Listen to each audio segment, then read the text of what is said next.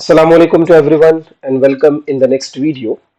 तो आज हम डिस्कस करेंगे हमारा नेक्स्ट टॉपिक जो हम डिस्कस कर रहे थे लास्ट प्रीवियस वीडियो में। हमने डिस्कस किया था इवोल्यूशन। उसके बेसिक कॉन्सेप्ट्स को हमने समझा था। थेरीज ऑफ इवोल्यूशन क्या होते हैं वो हमने समझा था। उसके बाद में डार्विन का क्या कहना था, लेमार्क का क्या कहना था, उन सारे पॉइंट्स को जो है वो हम कलेक्टिवली आगे के कुछ पॉइंट्स में डिस्कस करने वाले हैं। और जब भी कोई थेरीज या कोई भी बात की जाती है या किसी कॉन्सेप्ट को बताया जाता है या कोई हमसे कोई चीज कहता है जो हमारे लिए कह सकते हैं कि न्यू है या हमारे समझ के बाहर है या उस पर हमारा ट्रस्ट नहीं आता है ना, कोई भी पॉइंट हो, कोई भी चीज हो, वट एवर इज दैट, किसी भी फील्ड के अंदर हो सकता हो, तो there is a common sentence, what is the evidence of that, है ना। इस चीज का सबूत क्या है, बोलते हैं ना अदालत सबूत मांगती है। तो वैसे ही हम भी जो है वो बहुत सारी बातों का सबूत मांगते हैं। तो अब वो सबूत क्या होते हैं इवोल्यूशन की, बहुत सारे कॉन्सेप्ट्स को, बहुत सारे नजरिए को प्रूफ करने वाले, उन्हीं को हम वन बाय वन यहाँ डिस्कस करेंगे। इन सारे सबूत के अंदर, इन एविडेंसेस के अंदर कौन कौन से एविडेंसेस आते हैं। नंबर वन पे आ जाएंगे मॉर्फोलॉजिकल एविडेंस, नंबर टू पर आएंगे anatomical, then vestigial organs, then palaeontological evidence and then embryological evidence, and there are connecting link also. तो सबको वन बाय वन बहुत ही अच्छे से हम इसको समझेंगे, सिंपल वे में समझेंगे। ट्वेल्थ में भी एज इट इज है, टेंथ में भी एज इट इज है, तो बहुत ही इजी जाएगा टेंथ और ट्वेल्थ के स्टूडेंट्स को। अब आप सिर्फ आराम से इसे सुनिए और उसके साथ नोट्स बनाइए। नोट्स बनाना बहुत ज्यादा इंपॉर्टेंट है। तो सबसे पहले आते हैं नंबर वन एविडेंस पर, है ना। जो भी अब सबूत थे उन सबको कलेक्टिवली पढ़ते हैं। देखिए यहाँ पर पहले हम पढ़ते रहते हैं मॉर्फोलॉजी को, ठीक है। अब ये दो टर्म से बना, देखो पहला एविडेंस है मॉर्फोलॉजिकल एविडेंस। पहले तो मॉर्फोलॉजी को आपको समझना पड़ेगा, तब जाके डायग्राम्स के अंदर आपको मॉर्फोलॉजिकल एविडेंस भी समझ में आ जाएंगे। तो पहले देखिए, ये जो मॉर्फोलॉजी है दो टर्म से बना हुआ है, मॉर्फो एंड लॉजिकल। अब यहाँ पर बताया नहीं लॉजी, तो मतलब यहाँ पर दो टर्म बने हुए हैं, एक है मॉर्फो, यानी दो टर्म है यहाँ पर मॉर्फोलॉजी। तो इसका सिंपल सिंपल मतलब होता है, जो मॉर्फो का मतलब होता है वो होता है एक्सटर्नल, ठीक है। और लॉगस का मतलब होता है स्टडी या टू स्टडी, ठीक है। मतलब यह आपको सीधा सीधा समझ में आ रहा है कि यहां हम बात करेंगे मॉर्फोलॉजी की। तो यहां पर क्या होता है, मॉर्फोलॉजी क्या होता है, the study of internal characters, sorry, really sorry for that, the study of external characters. Internal character will be anatomy. Next इसमें हम पढ़ेंगे एक्सटर्नल कैरेक्टर्स। ओके, अब यहां पर देखिए, अगर हम एक्सटर्नल कैरेक्टर की बात करेंगे तो एक्सटर्नल कैरेक्टर के अंदर आप क्या बोल सकते हैं, साइज देख सकते हैं, शेप देख सकते हैं आप किसी का, है ना, कलर देख सकते हैं, है ना, टेक्सचर देख सकते हैं आप उसका, है ना, बॉडी पैटर्न देख सकते हो आप, है ना। ये सारी चीजें जो है वो आप किसी भी एक्सटर्नल कैरेक्टर के अंदर देख सकते हो। तो यहां पर देखिए जिस तरीके से आपको दिख रहा है कि जो यहाँ पर एनिमल नंबर वन टू और थ्री जिस तरीके से रखे, इनके चेहरों का शेप देखिए आप, मतलब नियर अबाउट एक जैसा है, काफी मिलता जुलता है अलग अलग ऑर्गेनिज्म ये बट इनके जो चेहरे हैं वो देखिए कैसे एक जैसे नजर आ रहे हैं मॉर्फोलॉजिकली, एक्सटर्नली। जैसे ह्यूमंस और चिंपैंजी की अगर हम बात करेंगे, ह्यूमन और एप्स, इनके अंदर भी काफी कुछ सिमिलरिटीज है, तो इसी को मॉर्फोलॉजिकल एविडेंस बोलते हैं मतलब कि ऐसे एविडेंसेस जो एक्सटर्नल कैरेक्टर पर बेस्ड हो। मतलब दो लोग, दो ऑर्गेनिजम्स एक जैसे दिख रहे हो, आपस में एक जैसे दिख रहे हो, तो कहीं ना कहीं हम ये बोल सकते हैं कि ये आपस में एक साथ इवॉल्व हुए हुए, because they have shows the similar characters. उनके पास एकदम एक जैसे दिखने वाले कैरेक्टर्स हैं। तो ऐसी कंडीशन में हम इनको कहेंगे मॉर्फोलॉजिकल एविडेंस, मतलब evidence based on external character, जो एक्सटर्नल कैरेक्टर के ऊपर आप बेस्ड होते हैं। जैसे बहुत सारे हॉर्स फैमिली में देखिए आप, डॉग है, सॉरी दैट इज हॉर्स है, देन उसके बाद में मूल है, डोंकी है, जिब्रा है, जिराफ है। तो ये कहीं ना कहीं एक जैसे उनकी साइज और शेप होती है। डॉग फैमिली में आप देखिए, गोट फैमिली में आप देखिए, प्लांट्स के अंदर भी बहुत सारे, अब हमें तो नियर अबाउट प्लांट्स एक जैसे ही दिखते हैं, बहुत सारे प्लांट्स जो है वो काफी सेम स्ट्रक्चर। अब देखिए यहाँ पर फ्रूट्स का कॉन्सेप्ट, चीकू में, आम में और जाम के अंदर आप बोल सकते हो ये सिंपल लीव्स है सभी के पास, सभी के पास जो है वो रेटिकुलेट वेनेशन है। फ्रूट्स का कॉन्सेप्ट भी एक जैसा है, मतलब कि जिस तरीके से फ्रूट्स, यहाँ फ्रूट्स की पोजीशन है वो भी नियर अबाउट सेम है। तो इस कॉन्सेप्ट को हम बोलते हैं मॉर्फोलॉजिकल एविडेंस, मतलब the evidences which is based on the external characters. जो बाहर के दिखने वाले कैरेक्टर्स के ऊपर बेस्ड होते हैं, तो उन्हें बोला जाता है मॉर्फोलॉजिकल एविडेंसेस। चलिए, यहाँ पे मैंने लिखने के लिए ही रखा था मॉर्फोलॉजी वगैरह सब क्या है। तो आगे हम बढ़ते हैं नेक्स्ट पॉइंट की तरफ, that is the anatomical evidence. ठीक है, अब हम डिस्कस करेंगे। देखो यहां पर भी होता है ये जो टर्म है एना, इसका मतलब होता है टू कट, एनाटॉमी। अब यहां पर एनाटॉमी देखो क्या होता है, the study of internal character. जी, वहां पर जो मैंने बोल दिया था ना गलती से, वो हो गया यहाँ पर इंटरनल कैरेक्टर्स। अब इंटरनल कैरेक्टर्स की जब हम स्टडी करते हैं तो इस कॉन्सेप्ट को हम बोलते हैं एनाटॉमी। ठीक है, इस कॉन्सेप्ट को बोला जाता है एनाटॉमी। अब बहुत आगे जाकर मेडिकल फील्ड के अंदर ह्यूमन एनाटॉमी को पढ़ोगे, तो मतलब अब हम यहां पर देखिए, मतलब ऐसे क्या होंगे, the evidences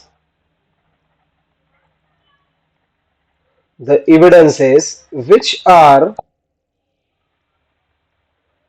based on internal characters, जो कि इंटरनल कैरेक्टर। अब देखिए यहां पर एग्जाम्पल के इसमें क्या लिया गया है, यहां पर एनाटॉमिकल एविडेंस में देखिए यहां पर ह्यूमन के हैंड का, कैट के हैंड का, देन व्हील का जो सामने का जो रहेगा विंग उसका, और बैट के सामने के विंग का जो है वो यहां पर लिया गया। तो यहां पर कहीं ना कहीं आप देखिए ये जो बोन्स है, जॉइंट्स है, वो सिमिलर पैटर्न में नजर आ रहे हैं। जॉइंट्स देखिए आप यहाँ पर सिमिलर पैटर्न में नजर आ रहे हैं। तो कहीं ना कहीं ये अंदाजा लगाया जाता है कि इनकी एनाटॉमी भी कहीं ना कहीं एक जैसी नजर आ रही है। ये जो जॉइंट्स है साथ में के, ये जॉइंट्स जो है वो इक्वल नजर आ रहे हैं। दैट मीन्स कि इनका कोई ना कोई कॉमन एंसेस्टर्स है, मतलब होमोलॉगस स्ट्रक्चर बोलते हैं इन्हें, मतलब the structures which are similar, है ना। इन स्ट्रक्चर्स को हम बोलते हैं होमो, इसका मतलब होता है सेम। ठीक है, तो ये जो होमोलॉगस स्ट्रक्चर्स है, इन होमोलॉगस स्ट्रक्चर को आप समझिए जिनके बीच में कॉमन स्ट्रक्चर्स है, जैसे यहां पर मैंने आपको बताया ये जॉइंट्स, तो ये कॉमन स्ट्रक्चर्स हमें यहां पर दिख रहे हैं। और ये इंटरनल कैरेक्टर्स है, बाहर से नहीं देख सकते। जब तक हम ऑर्गेनिज्म को कट नहीं करेंगे, उसकी इंटरनल स्टडी नहीं करेंगे, तब तक हम इन चीजों को देख नहीं सकते। तो that is called as the anatomy, यानी इंटरनल स्ट्रक्चर। ठीक है, स्टडी ऑफ इंटरनल स्ट्रक्चर। तो इंटरनल स्ट्रक्चर के अंदर होमोलॉगस कॉन्सेप्ट दिख रहा है, सेम दिख रहा है, होमोलॉजी दिख रही है, तो that evidences are called as the anatomical evidence, यानी एक जैसे जो दिख रहा है। ओके, चलिए, होपफुली ये भी समझ में आ गया होगा। आगे बढ़ते हैं और दूसरी तरफ आते हैं, that is the vestigial organs. अब देखिए यहां पर क्या होता है, वेस्टिजियल ऑर्गन्स किसको बोलते हैं, पहले उसको हमें समझना पड़ेगा। The useless organs which are present in body are called as vestigial organs।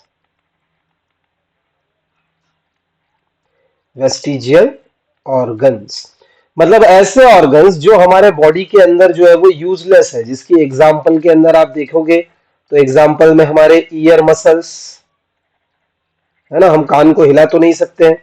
दूसरा जैसे कि अपेंडिक्स, अपेंडिक्स का होगा यही ना कहीं यहाँ नहीं दिया हुआ है, हाँ ये यहाँ पर है, देखिए डायग्राम उतना अच्छा नहीं आया है तो इसलिए अपेंडिक्स।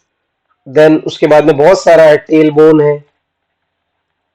अब देखिए ये चीजें जो है ना, ये ह्यूमंस के अंदर तो यूजलेस है, ठीक है। देन विजडम टीथ ऑल्सो होते हैं, जैसे अक्कल दाढ़ वगैरह बोलते हैं ना, ये भी हमारे कुछ काम के नहीं है। तो अब ये जो चीजें है ना, ये ह्यूमंस में डेफिनेटली यूजलेस है, बट इट इज यूजफुल। अब ये बहुत सारी जगह पे यूजफुल इन अदर ऑर्गेनिजम्स, दूसरे ऑर्गेनिजम्स में ये काम का है। इसका मतलब कि अगर किसी एक ऑर्गेनिज्म में, ए ऑर्गेनिज्म में ये यूजफुल है, पर बी ऑर्गेनिज्म में ये प्रेजेंट है बट यूजलेस है, तो ऐसी कंडीशन में ये कहीं ना कहीं हम अंदाजा लगाते हैं, साइंटिस्ट ये कहते हैं कि इन दोनों ऑर्गेनिजम्स के बीच में कोई ना कोई कनेक्शन है इवोल्यूशन का, क्योंकि ऑर्गन्स जो है वो सेम है, एक में भले ही काम के ना हो और एक में काम के हो, मतलब कभी ना कभी ये हमारे बॉडी के अंदर काम में थे होंगे, बट धीरे धीरे इवोल्यूशन हुआ। इवोल्यूशन होने के साथ साथ इन ऑर्गन्स का जो है वो काम कम हो गया, काम कम होते होते फिर ये धीरे धीरे जो है वो यूजलेस हो गया। जैसे अपेंडिक्स का काम होता है सेलुलोज, यानी जो ग्रीन वेजिटेबल्स हम डायरेक्टली कच्चे वेजिटेबल्स खाते हैं, तो उसमें जो सेलुलोज और क्लोरोफिल होता है उसको डाइजेस्ट करने में अपेंडिक्स काम में आता है। बट जब हमने पकाकर खाना शुरू कर दिया, सेलुलोज और जो क्लोरोफिल वगैरह जो है वो उसके रॉ फॉर्म में हमारे बॉडी में नहीं जाता, तो अपेंडिक्स का काम धीरे धीरे जो है वो वहां पर नहीं के बराबर हो गया। आगे जाकर आपने कई बार सुना भी होगा अपेंडिक्स का ऑपरेशन वगैरह, उस जो स्मॉल सी जो इंटेस्टाइन होती है उसको कट करके रिमूव कर दिया जाता है, और वो रिमूव होने से हमारे बॉडी को कोई नुकसान भी नहीं है। क्यों नुकसान नहीं है? Because it is not having any function in our body. हमारे बॉडी में किसी भी तरीके का उसका कोई फंक्शन नहीं होता। तो इस तरीके से बहुत सारे वेस्टिजियल ऑर्गन्स हैं हमारे बॉडी के अंदर, आप अलग अलग इमेजेस में उसको बाद में देख सकते हो। देन आते हैं पैलेंटोलॉजिकल एविडेंस की तरफ। अब पहले समझ लेते हैं कि what is mean by palaeontology. ठीक है, पहले इस चीज को समझ लेते हैं कि पैलेंटोलॉजी क्या होता है। पैलेंटोलॉजी, ठीक है, इस चीज को समझते हैं। पैलेंटोलॉजी मतलब क्या होता है, देखें, the study of fossils is called as palaeontology. ठीक है, पैलेंटियोलॉजिकल एविडेंस, सॉरी यहाँ पर ओ भी आ सकता है, ठीक है, पैलेंटोलॉजी, ओके, उसको हम कहेंगे पैलेंटोलॉजी। अब देखिए यहाँ पर पैलेंटियोलॉजी क्या होता है, पैलेंटियोलॉजी है यहाँ पर, ओके। तो ये जो पैलेंटियोलॉजिकल एविडेंस है यानी कि पैलेंटियोलॉजी है, अब इस पैलेंटियोलॉजी को समझते हैं। इसमें भी दो टाइप आ जाते हैं। अब ये किसके ऊपर डिपेंड है? स्टडी ऑफ फॉसिल्स, ठीक है, स्टडी ऑफ फॉसिल्स। अब यहां पर हम बात करें स्टडी ऑफ फॉसिल्स की, तो ये फॉसिल्स क्या होते हैं? फॉसिल्स एक्चुअल में होते हैं द डेड बॉडीज, जो बहुत कई मिलियन ईयर्स के अंदर जो है वो जमीन के अंदर धसे हुए ऑर्गेनिजम्स की, जो जाइंट ऑर्गेनिजम्स थी, even they are plant also, they are animal also. तो जो दफन हो चुके जमीन के अंदर सालों साल से जो पड़े हुए हैं, और वो अचानक से हमें किसी खुदाई के थ्रू मिलते हैं, आर्कियोलॉजिकल सर्वे वगैरह के अंदर हमें मिलते हैं। तो दैट ऑर्गेनिजम्स यानी the dead bodies of that organism, it may be skeleton, it may be skin, any part of the body, कोई भी पार्ट मिल सकता है, सिंपल सा स्कल बोन ही क्यों ना मिले, बैक बोन ही क्यों ना मिले, पूरा स्केलेटन मिले, तो ये सब आते हैं फॉसिल्स के अंदर। अब ये जो दो फॉसिल्स होते हैं ना, ये फॉसिल्स दो टाइप में होते हैं, ठीक है। एक तरफ जो होते हैं वो होते हैं प्लांट फॉसिल, ठीक है, प्लांट के फॉसिल भी बहुत सारी जगह पर मिलेंगे, प्लांट फॉसिल्स होंगे, और दूसरी तरफ होते हैं एनिमल फॉसिल्स। अब इन दोनों की स्टडी के बारे में भी थोड़ा सा चेंज आ जाता है। मतलब कैसे? जब हम प्लांट फॉसिल्स के बारे में पढ़ते हैं तो ये बन जाता है पेलियो बॉटनी, यानी पैलेंटोलॉजी का ही ब्रांच है। और जब हम इसकी बात करेंगे तो ये बन जाएगा पेलियोजूलॉजी, यानी study of plant fossil is palaeobotany and study of animal fossil is the palaeozoology. तो इस तरीके से रहेगा, यानी कि कनेक्शन निकलता है किस टाइम में, किस टाइम ऑफ पीरियड में वो रहता था, उसके साथ कौन सा ऑर्गेनिजम्स थे, फिर इवोल्यूशन के एविडेंस हमें मिलने में किस तरीके का उस टाइम पे उनका नेचर था। फॉसिल्स के बेस पर इतनी ज्यादा स्टडी हुई है कि हम अंदाजा नहीं रहा। हमें डायनासोर्स के बारे में कहां से पता चला? कोई किसी ने आकर बताया नहीं पास्ट से। डेफिनेटली फॉसिल्स के थ्रू स्टडी कर कर उनके स्ट्रक्चर्स के थ्रू जो है वो, फिर उसके बाद हमारी लेटेस्ट टेक्नोलॉजी के हेल्प से जो है वो डायनासोर्स के अलग अलग जो हमें एविडेंसेस मिले उनके बारे में हमने इतनी स्टडी की। तो that is called as the palaeontological evidence, okay. Then आते हैं कनेक्टिंग लिंक। अब कनेक्टिंग लिंक क्या होता है? देखिए यहाँ पर, जैसे कि फॉर एग्जांपल, जैसे आपको पता ही है लिंक हो या कनेक्टिंग, कनेक्ट करना मतलब दो चीजों को ज्वाइंट करना। अब जैसे कि फॉर एग्जांपल ये ऑर्गेनिज्म यानी स्पीसीज ए है और इधर स्पीसीज बी है, और सॉरी, अभी यहां पर देखिए, फिर अचानक से क्या होता है कि यहां पर बीच में कोई एक ऐसा होता है जो स्पेसीज सी होता है। अब ये अलग स्पेसीज है, बट इस स्पेसीज में इस ए स्पेसीज के कुछ कैरेक्टर दिखते हैं और इस बी स्पेसीज के भी कुछ कॉमन कैरेक्टर्स दिखते हैं, ठीक है। तो इन दोनों के कैरेक्टर दिखने से इस स्पेसीज सी को हम बोलते हैं that is the connecting link between A and B. मतलब देखिए, इसको डिफाइन करते हैं, the species or organisms which shows combine characters of two different species to different species called as connecting link। ये क्वेश्चन स्टेट बोर्ड के अंदर कई बार आया हुआ है 2 या 3 मार्क के लिए। ठीक है, अब देखिए जैसे कि एग्जांपल लंगफिश है, देन पेरीपैटस है, देन डकबिल प्लेटिपस है। इसके बीच में देखिए, यहां पर देखिए ये जो है वो एव्स एंड मैमल्स, इसके बीच का कनेक्टिंग लिंक बोला जाता है। देन उसके बाद में यहां पर reptiles, sorry fishes and amphibians, amphibia और फिशेस इसके बीच का, और इसको बोला जाता है जो इसके भी ये आ जाता है ऑर्थोपोडा, ऑर्थोपोडा, सॉरी यहाँ ये दिख नहीं रहा है, इससे दूसरे से ले लेता हूं, ऑर्थोपोडा, और उसके साथ का कनेक्टिंग लिंक ये आ जाएगा ऑर्थोपोडा एंड एनिलीडा। तो इस तरीके से दो अलग अलग ग्रुप्स के बीच में, क्योंकि देखो ये जो प्लेटिपस होता है इसके स्किन के ऊपर जो है ना वो हेयर्स होते हैं। ठीक है, ये किसका कैरेक्टर है? मैमल का कैरेक्टर है, बट ये जो है वो एग्स ले करता है, ये अंडे देता है। तो ऐसी कंडीशन के अंदर ये तो एव्स का कैरेक्टर है, ओवी पेरस होना, और बॉडी के ऊपर जो है वो हेयर्स होना, ये मैमल्स का कैरेक्टर है। तो इन दोनों कैरेक्टर्स को बीच में कहीं ना कहीं हम बोलते हैं कि ये एनिमल जो है वो एव्स और मैमल्स के बीच का कनेक्टिंग लिंक है। ठीक है, लास्ट एविडेंसेस है हमारे इसमें एम्ब्रियोलॉजिकल एविडेंस। यहां पर भी आप देखिए ये टर्म है एम्ब्रियोलॉजी। ठीक है, यहां पर हम देख रहे हैं इसको, दैट इज दी एम्ब्रियोलॉजी। अब ये एम्ब्रियोलॉजी क्या होता है? देखिए यहां पर एम्ब्रियोलॉजी का मतलब होता है embryo and logos means to study. देखो यहां पर the study of embryo, the study of embryo is called as embryology, embryology. ठीक है, अब देखिए यहां पर, अब इस एविडेंस के अंदर क्या होता है? देखो यहां पर जो स्टार्टिंग स्टेज है, जो हम बोलते हैं ना starting stage, starting stage of animal embryo, देखो एनिमल एम्ब्रियो, देखो यहां पर क्या हो रहा है, वो नियर अबाउट सेम है ना, near about, near about same. देखिए ये फर्स्ट स्टेज के अंदर सारे ऑर्गेनिज्म है, this is first stage, this is second stage and this is final stage.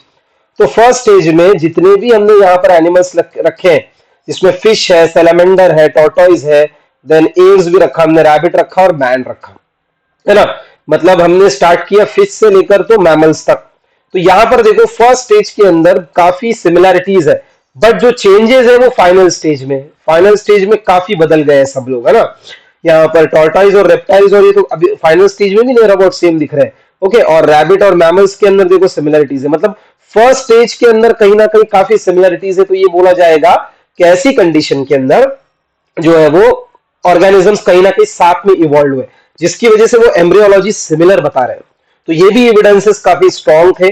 Strong evidences में आता है ये कि एक जैसा जो कॉन्सेप्ट बता रहा है यहाँ पर, तो वो भी हमें समझना पड़ेगा। देखिए यहां पर गिल्स सिल्स थे, यहां पर भी प्रेजेंट है, बट ये आगे जाकर लंग्स बनते हैं और ये आगे जाकर गिल्स बनते हैं। तो काफी कुछ चीजें सिमिलर थी, और इस तरीके से ये सारे एविडेंसेस आज हमने डिस्कस किए। तो कौन कौन से एविडेंसेस हमने डिस्कस किए वापस देख लेते हैं। देखें, सबसे पहले हमने डिस्कस किया मॉर्फोलॉजिकल एविडेंस, उसके बाद हमने डिस्कस किया एनाटॉमिकल एविडेंसेस, देन हमने डिस्कस किया वेस्टिजियल ऑर्गन्स, उसके बाद हमने डिस्कस किया पैलेंटोलॉजिकल एविडेंसेस, और उसके बाद हमने डिस्कस किया कनेक्टिंग लिंक्स, और एंड में हमने डिस्कस किया एम्ब्रियोलॉजिकल एविडेंसेस। तो इसको काफी अच्छे से रीड कीजिएगा, काफी इंपॉर्टेंट टॉपिक है, 4 मार्क के लिए भी आ सकता है एग्जाम में। इसके बाद हम नेक्स्ट टॉपिक हम डिस्कस करेंगे, हो सकता है डार्विन का कॉन्सेप्ट हो, या लेमार्क का कॉन्सेप्ट हो, या फिर ह्यूमन इवोल्यूशन। ठीक है, इन सारे पॉइंट्स को हम वन बाय वन डिस्कस करेंगे। तो नेक्स्ट वीडियो में मिलते हैं अगले टॉपिक के साथ।